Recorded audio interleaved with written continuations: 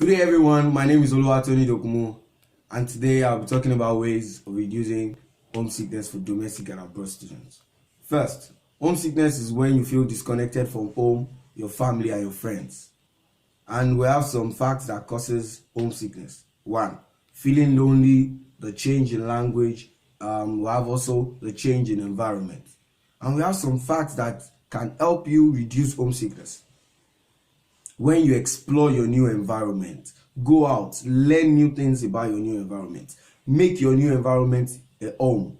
Make your new environment conducive for you. Be comfortable in your new environment. Explore, be a tourist, visit places, and also hide behind the camera most of the time. Take pictures, take good moments, enjoy yourself, explore.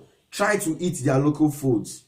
Know more about the land. Know more about your environment. Don't just be inside all the time. Reduce the number of times you stay alone. Reduce the number of hours you spend all alone.